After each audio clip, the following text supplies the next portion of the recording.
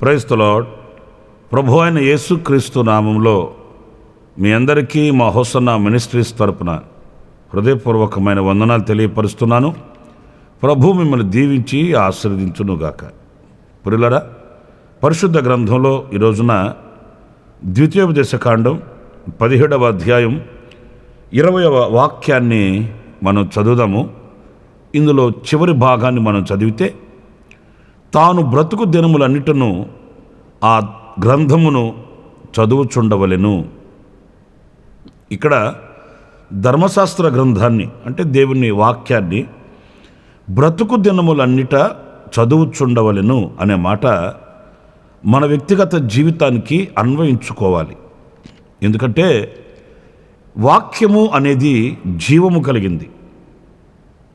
వాక్యం దేవుని మాట. ఒక్క మాటలో చెప్పాలంటే వాక్యమే దేవుడు. ప్రతిదినము మనం దేవుని వాక్యాన్ని చదివిన వారమే అయితే మనం ప్రభువుని దర్శించిన వారం అవుతాము. ఈ వాక్యం మనకు ఆదరణ కలిగిస్తుంది, ధైర్యాన్ని కలిగిస్తుంది, గమ్యాన్ని చూపిస్తుంది, విశ్వాసాన్ని కలిగిస్తుంది.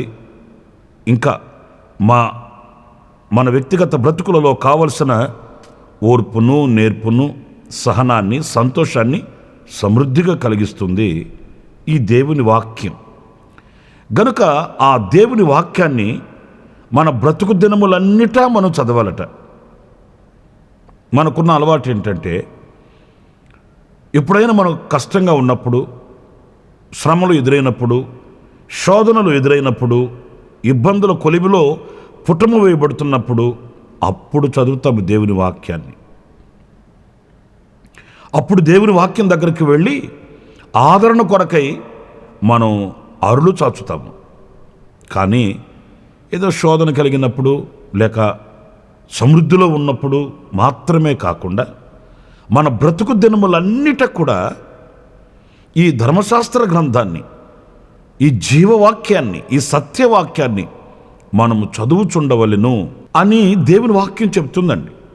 గనుక ఇక మీదటనైనా ఈ దేవుని వాక్యాన్ని మన జీవితకాలమంతయు చదవడానికి మనం నిర్ణయం తీసుకోవాలండి. ఒక ఒడంబడిక చేసుకోవాలి దేవునితో. మనం ఆయనతో ఒక ప్రతిష్ఠిత చేసుకోవాలి. ఎందుకంటే వాక్యం లేని కుటుంబమైన, వాక్యం లేని హృదయమైన ఎండిన ఎడారితో సమానమండి. జీవజలము దేవుని వాక్యం. అది కురిపించబడిన వర్షము లాంటిది దేవుని వాక్యం. గనుక ఈ వాక్యాన్ని హత్తుకొని బ్రతుకుతూ, ఈ వాక్యాన్ని మనము బ్రతుకు దినములన్నిట చదువుతూ శక్తిని పొందుకుంటూ విశ్వాసపు యాత్రలో మనము ముందుకు వెళ్ళవలసిన వారమై ఉన్నాము అనే విషయాన్ని మరొకసారి దేవుని వాక్యాన్ని బట్టి నేను మీకు జ్ఞాపకం చేస్తున్నాను. అయితే ఇక్కడ కొన్ని విషయాలు నేను మీతో చెప్పాలి. అదేంటంటే, ఈ దేవుని వాక్యాన్ని ఎలా చదవాలి అనేది ఒక 2-3 విషయాలు నేను మీతో చెప్తాను. ప్రాముఖ్యంగా లూకా సువార్త 4వ అధ్యాయం 16వ వాక్యంలో మనం గమనించినప్పుడు, ఆయన తాను పెరిగిన నజరేతుకు వచ్చెను, తన వాడుకు చొప్పున విశ్రాంతి దినమందు సమాజ మందిరంలోనికి వెళ్ళి చదువుటకై నిలుచుండగా. చూశారండి, వాడుకు చొప్పున ఆయన సమాజ మందిరానికి వెళ్ళి చదువుటకై నిలుచుండగా అంటే ఆయనకి సమాజ మందిరానికి వెళ్ళి దేవుని వాక్యాన్ని నిలుచుండి చదవడం వాడుక.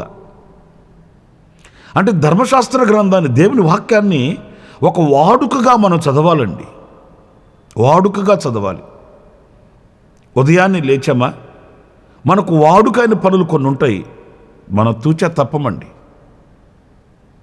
వ్యాయామం చేస్తాము, లేక నిద్ర లెగగానే కాఫీ తీసుకుంటాము.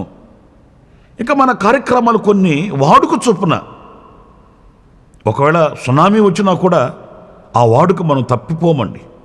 ఎందుకంటే అలవాటైపోయింది కొన్ని సంవత్సరాలుగా. అలాగానే ఆ రీతిగానే దేవుని వాక్యాన్ని చదవడం ఒక వాడుకగా మనం చేసుకోవాలండి. ఒక దినంలో ఒక సమయాన్ని కేటాయించుకొని ఆ దినం ఆ సమయాన ఎన్ని పనులు ఉన్నప్పటికీ ప్రక్కన పెట్టి దేవుని వాక్యం కంటే మించిపోయింది ఏమీ లేదు, దేవుని వాక్యం కంటే ఘనమైనది ఏమీ కూడా లేదు.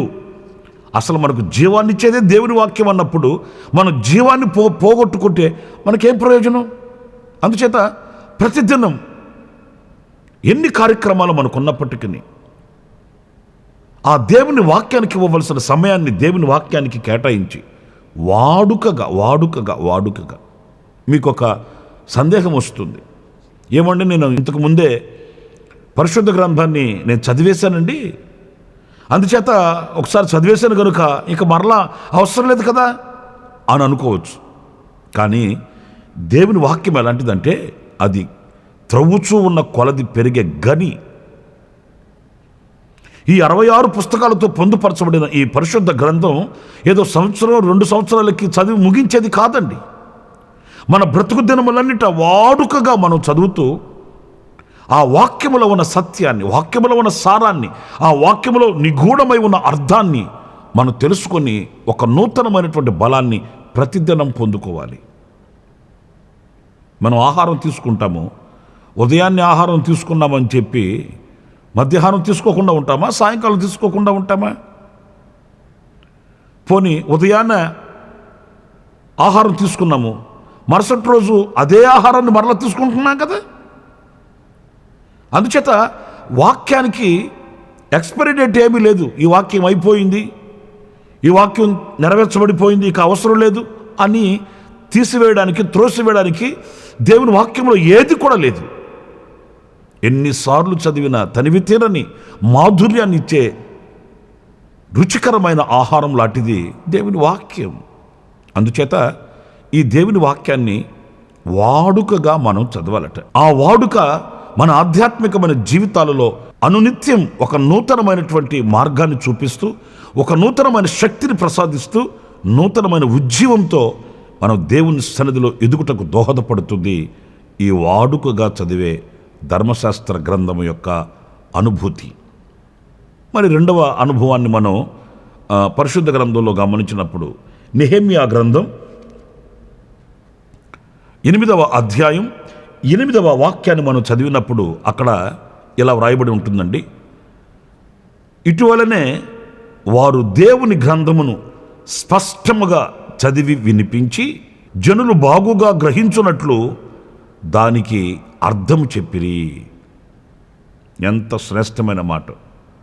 వారు ఈ ధర్మశాస్త్ర గ్రంథాన్ని ఎలా చదివారు అనంటే వారు ఆ గ్రంథాన్ని స్పష్టముగా చదువుతూ, చాలా శ్రేష్టమైన అనుభవం అండి ఇది. చాలామందికి దేవుని వాక్యం చదవడము అనంటే నేను చెప్పాను కదండి, వాడుకు చొప్పున చదవాలి అని ఒక నిర్ణయం తీసుకొని వాళ్ళకున్న పనుల ఒత్తిడి చేత అనేక కార్యకలాపాలు వాళ్ళు పెట్టుకొని ఇక మనం నిర్ణయం చేసేసుకున్నాము, నిబంధన చేసేసాము, వాడుకగా చదువుతానని అని ఎలా చదువుతాడో తెలుసండి? హడావుడిగా వాళ్ళు ఏం చదువుతున్నది కూడా వాళ్ళకి తెలియదండి. న్యూస్ పేపర్ చదివినట్లు, ఒక పాఠ్య పుస్తకం చదివినట్లు, లేదా లోకానుసారమైన పుస్తకాలు చదువుతున్నట్లు చదివేస్తారండి. ఆ వాక్యం యొక్క వివరణ కూడా వాళ్ళకి తెలియదండి. ఎలా ఉంటుందంటే ఒక కర్తవ్యాన్ని నెరవేర్చుకోవాలి, ఒక డ్యూటీని నేను చేయాలి అన్నట్లుగా ఉంటుందే కానీ ఆ వాక్యము యొక్క ఆంతర్యాన్ని, ఆ వాక్యం యొక్క అర్థాన్ని, ఆ వాక్యంలో ఉన్నటువంటి దైవ సంకల్పాన్ని, చిత్తాన్ని ఏమాత్రం గ్రహించారండి. అందుకే ఇక్కడ చూడండి ఎలా చదవాలంటే ధర్మశాస్త్ర గ్రంథాన్ని స్పష్టముగా చదివి, స్పష్టంగా అంటే ఆ పదాల యొక్క ఉచ్చారణ కూడా అంత స్పష్టంగా ఉండాలండి. మీరు మరోలా భావించకండి, నన్ను అపార్థం చేసుకోకండి. ఒక పాస్టర్ గారు వాక్యం చెప్తున్నాడట. చెప్తూ ఆయన యోహాను సువార్త 15వ అధ్యాయం అని రెఫరెన్స్ చెప్పాడు. అంతలో అక్కడ కూర్చొని ఉన్న వాళ్ళల్లో ఎవరు వాక్యం ముందు చదివేస్తారో అని ఒక పోటీ తత్వం. అంతలో ఒక తల్లి ఆమె వెంటనే ఆ వాక్యం అందుకొని ఆమె చదివిందట. నేను నిజమైన ద్రాక్షవాడిని, మీరు ఈగలు అనిందట. పాస్టర్ గారు అన్నాడట, అమ్మా ఈగలు కాదు తల్లి, తీగలు. ఆమెకి ఈగలకి తీగలకి వ్యత్యాసం తెలియలేదు. అంటే వాక్యం చదివేటప్పుడు ఆ స్పష్టత ఉండాలండి. ఎందుకంటే అది జీవవాక్యం కదా, సత్యవాక్యము కదా. ఆ వాక్యాన్ని అర్థం చేసుకొని ఎక్కడ మనం ఆ పదజాలాన్ని ఎలా ఉపయోగించాలి, ఎలా ఉచ్చరించాలి, చదవాలి అనే గ్రహింపు మనం కలిగిన వారమై ఆ వాక్యాన్ని స్పష్టంగా చదివి దాని అర్థాన్ని తెలుసుకోవాలంటండి. ఒక పాస్టర్ గారు ఎవరు చెప్తున్నారట, ఏలియా దుప్పటి కింద పడెను అని చదువుతున్నాడట. ఏలియా దుప్పటి కింద పడేదేంటి?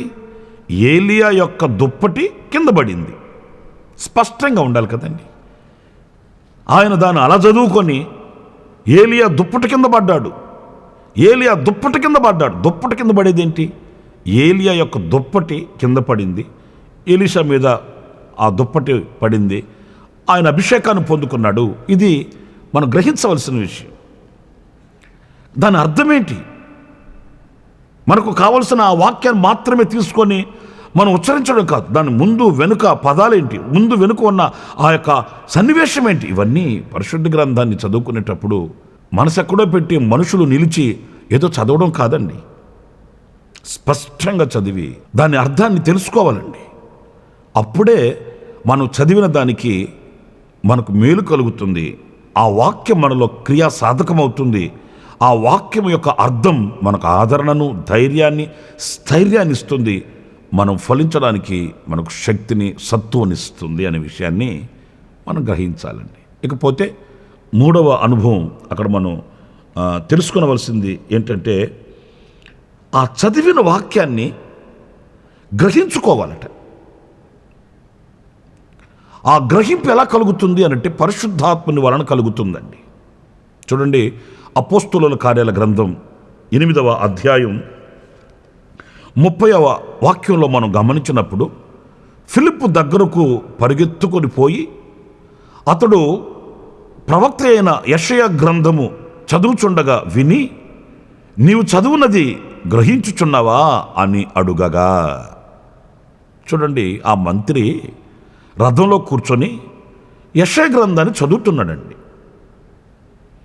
కానీ దేవుని ఆత్మచేత ప్రేరేపింపబడిన ఫిలిప్పు ఆ రథములో వెళుతున్న మంత్రిని కలుసుకుని అడుగుతున్న మాట ఏంటంటే, నీ ఆచారం బాగానే ఉంది స్వామి, బాగానే చదువుతున్నావు, మంచి ఆసక్తి కలిగిన వాడవే, కాదనట్లేదు. కానీ నువ్వు చదువుతున్నది నువ్వు గ్రహిస్తున్నావా? లేక సంవత్సరం రోజుల్లో బైబిల్ కంప్లీట్ చేయాలి, 8 నెలల్లో బైబిల్ కంప్లీట్ చేయాలి, ఈ ధ్యాసతోనే చదువుతున్నావా? కొంతమంది టార్గెట్ పెట్టుకుంటారండి. టార్గెట్ 6 నెలల్లో బైబిల్ కంప్లీట్ చేసేయాలి. ఎందుకంటే మేము 15 సార్లు చదివాము, మేము 20 సార్లు చదివాము అని చెప్పుకోవడానికి. వాళ్ళ టార్గెట్ ఏంటంటే చదువుతున్నది గ్రహించాలి అని కాదు, నేను 15 సార్లు బైబిల్ చదివానని ప్రకటించుకోవాలి. అందుకు ఫిలిప్ అదే అడిగాడు. నీ ఆసక్తి బాగానే ఉంది, కాదనట్లే. అయితే నువ్వు చదువుతున్నది గ్రహిస్తున్నావా? ఈ లేఖనాలు ఎవరి గూర్చి వ్రాయబడి ఉన్నాయి, దేనిని గూర్చి వ్రాయబడి ఉన్నాయి, ఈ లేఖన సత్యం నాకేమని బోధిస్తుంది, ఇందులో నేను నేర్చుకోవలసిన పాఠం ఏంటి, నేను శిరస్సు వంచవలసినటువంటి అనుభవం ఏంటి, ఇవన్నీ గ్రహించాలండి. ఆ గ్రహింపు మనకు కావాలంటే మనకు పరిశుద్ధాత్మని సహాయం కావాలి. అందుకే బైబిల్ చదివేటప్పుడు మనం పరిశుద్ధాత్మని యొక్క ఆధీనంలోకి వెళ్ళాలి. ఎందుకంటే ఈ గ్రంథకర్త పరిశుద్ధాత్ముడు గనుక, ఈ గ్రంథ రచయిత పరిశుద్ధాత్ముడు గనుక, ఈ గ్రంథకర్తని ప్రక్కన పెట్టుకొని మనం చదివినప్పుడు మనకి ఎలాంటి సందేహం లేకుండా దానిని చక్కగా మనకు గ్రహింపచేస్తాడు పరిశుద్ధాత్మ దేవుడు. ప్రియులారా, లోకంలో చాలా గ్రంథాలు ఉన్నాయి, దేనికి లేని ఒక గొప్ప అనుభవం పరిశుద్ధ గ్రంథానికి ఉంది. ఏంటంటే ఈ గ్రంథకర్త మనతో ఉంటాడండి. ఏ సందర్భంలో ఏ వాక్యం ఎలా వ్రాయవలసి వచ్చింది, ఎందుకు ఆ వాక్యాన్ని అలా వ్రాయడానికి కారణాలేంటి, ఇవన్నీ పరిశుద్ధాత్ముడు మనతో ఉండి చక్కగా వివరిస్తాడు. అప్పుడు మనం గ్రహించగలుగుతాం. గ్రహించగలిగిన మనలో పశ్చాత్తాపం కలుగుతుంది, ఆ వాక్యానికి శిరస్సు వంచే మనసు కలుగుతుంది. ఆ వాక్యానుసారంగా నడవాలన్న ఆసక్తి కలుగుతుంది. గ్రహించాం గనుక. గ్రహింపు లేకుండా ఎన్ని అధ్యాయాలు, ఎన్ని గ్రంథాలు చదివితే ప్రయోజనం ఏంటండి? గనుక నా ప్రియమైన సహోదరులారా, ఈ పరిశుద్ధాత్మని సహాయము వలన ఈ ధర్మశాస్త్ర గ్రంథాన్ని గ్రహించుచూ చదవాలట. అప్పుడే దాని వలన ప్రయోజనం ఉంటుంది. ఆ గ్రహించిన వాక్యము వలన మేలు కలుగుతుంది. మనము జీవము కలిగిన మార్గంలో నడిపించబడడానికి సమ్మతి అయిన మనసు కూడా మనకు లభ్యమవుతుందనే విషయాన్ని మనం గ్రహించాలి. ఇకపోతే 4వ విషయము, ఈ ధర్మశాస్త్ర గ్రంథాన్ని ఎలా చదవాలి అనంటే పరిశీలించి చదవాలంటండి. చూడండి, యెషయా గ్రంథం 34వ అధ్యాయం 16వ వాక్యాన్ని మనం గమనించినప్పుడు, యెహోవా గ్రంథమును పరిశీలించి చదువుకొనుడి. చూశారండి, పరిశీలించి చదవాలంట. అంటే పరిశీలించి చదవడం అంటే ఏంటి? ఈ వాక్యం ఎలా వ్రాయబడి ఉంది, ఈ వాక్యానుసారంగా నేను బ్రతకడానికి నాకు ఆధారాలు ఏంటి? ఈరోజు నా లోకానుసారంగా బ్రతుకుతున్న బ్రతికేంటి? ఆత్మానుసారంగా బ్రతుకుతున్న బ్రతికేంటి? ఆత్మానుసారమైన బ్రతుకునకు ఈ వాక్యం ఇలాగా మనకు వివరిస్తుంది. దీని యొక్క ఆంతర్యం ఏంటి అని పరిశీలన ఉండాలండి. పరిశుద్ధ గ్రంథంలో మరొక మాట ఇర్మియా గ్రంథంలో మనం చదువుతాం, మేలైన మార్గం ఏంటో పరిశీలించి తెలుసుకోమన్నాడు. పరిశీలించడం తప్పేమి కాదండి. పరిశుద్ధ గ్రంథంలో ఇలా వ్రాయబడి ఉంది, మరి లోకంలో ఇలాగా చెప్తున్నారు. ఏది మనకు ఆశీర్వాదాన్ని కలిగిస్తుంది, ఏది మనకు దీవెన కలిగిస్తుంది? లోక ఆచారాలు ఇలా ఉన్నాయి, మరి పరిశుద్ధ గ్రంథం ఇలాగ వ్రాయబడి ఉంది. మరి ఏది మనకు మరి ఉన్నతమైనటువంటి పురోగతిని కలిగిస్తుంది? లోకంలో కనబడుతున్న కొన్ని అనుభవాలు పరిశుద్ధ గ్రంథంలో ఉన్నాయా లేవా? గనుక ఈ పరిశీలన మనకు ఉండాలండి. ఏదో వాక్యాన్ని చదివేసి గ్రహించకుండా విడిచిపెట్టేసి మరలా లోకానుసారంగా బ్రతికితే ప్రయోజనం ఏంటి? నన్ను ఒక తల్లి ఇంటికి ప్రార్థన చేయించుకోవడానికి పిలిచింది. వెళ్ళా. ఆ తల్లి నాతో చెప్తుంది, అయ్యా ప్రార్థన చేసి ఈ ఉప్పు కుండ తీసుకుని వెళ్ళి ఇంట్లో పెట్టేసి రావాలయ్యా, నువ్వు కొత్త ఇల్లు కదా అంటుంది. నేను ప్రార్థన చేసి ఉప్పు కొండ ఇంట్లో పెట్టి వచ్చేది ఏంటమ్మా అంటే, ఆమె అంటుంది, అయ్యా పెద్దలు పెట్టిన ఆచారాలు కదయ్యా, చెయ్యాలయ్యా అంటుందండి. నేను కోప్పడ్డాను. అంతలో ఆమె అంటుంది, సర్లే బాబు నువ్వు కోప్పడి బాధగా అలా చేయదులే, కానీ కనీసం పాలను బొంగిచెళ్ళు. నేను పోయి మంటేసి పాలు బొంగిచి రావాలట ప్రార్థన చేసి. ఆమె అంటుంది, పెద్దల ఆచారాలయ్యా ఇవే అంటుందండి. అంటే ఆమెకి వాక్యాన్ని పరిశీలించే జ్ఞానం లేదు, వాక్యాన్నిగా గుర్తించే జ్ఞానం లేదు. ఈ లోక సంబంధంగా కనబడుతున్న ఈ ఆచారాలు దైవ సంబంధమైనవా లోక సంబంధమైనవా అని వివేచించి పరిశీలించి తెలుసుకునే ఆ విజ్ఞానం, ఆ యొక్క పరిశీలన జ్ఞానం ఆమెకు లేదు. ఆమె కాదు, ఈరోజు చాలామంది ఈ మార్గంలోనే వెళుతున్నారండి. వాక్యాన్ని చదువుతారు, వాక్యాన్ని వింటారు, ఆదివారం ప్రజెంట్ చేయించుకుంటారు, కానీ పరిశీలించరు. వాళ్ళ కార్యకలాపాలలో సాగిపోతుంటారు. వాళ్ళు నమ్ముకున్నదే భక్తి అనుకుంటుంటారండి. పరిశీలించి వాక్యమందు ఈ కాలాన్ని గురించి, గతించిపోయిన కాలాన్ని గురించి, రాబో కాలమును గురించి పరిశుద్ధ గ్రంథం ఏం చెప్తుంది, ఆ వాక్యాన్ని పరిశీలించి ఇప్పుడు మనం ఏ కాలంలో ఉన్నాం, ఎక్కడికి సిద్ధపడుతున్నాము, మన గమ్యమేంటి, మనం చేరవలసినటువంటి ఆ గమ్యానికి మనం ఎలా చేరగలము, ఇవన్నీ పరిశీలించి వాక్యాన్ని చదువుకున్నప్పుడు మనకు పరిశీలనగా అవి ప్రత్యక్షమవుతాయి అనే విషయాన్ని మనం మర్చిపోకూడదండి. 4 విషయాలు నేను మీతో చెప్తూ వచ్చాను నా ప్రియమైన సహోదరులారా. గనుక మన బ్రతుకు దినములన్నిట కూడా ఈ ధర్మశాస్త్ర గ్రంథాన్ని చదవాలి. ఆ చదివే వాక్యాన్ని ఎలా చదవాలి అనేది 4 విషయాలను మీకు ప్రకటిస్తూ వచ్చాను. పరిశీలించి దేవుని వాక్యాన్ని చదవాలి, గ్రహించుచు దేవుని వాక్యాన్ని చదవాలి, స్పష్టంగా దేవుని వాక్యాన్ని చదవాలి, వాడుక చొప్పున దేవుని వాక్యాన్ని చదవాలి. అప్పుడే దేవుని వాక్యములో ఉన్న జీవము, దేవుని వాక్యములో ఉన్న ఆశీర్వాదాన్ని అనునిత్యము మనం పొందుకొని శక్తివంతులము కాగలుగుతాము. ప్రభు మహిమ కలిగిన రాకడకు మనం సిద్ధపరచబడగలుగుతామనే సత్యాన్ని మీరు గ్రహించాలి. అలాంటి కృప దేవుడు మనందరికీ అనుగ్రహించునుగాక. ఆమేన్.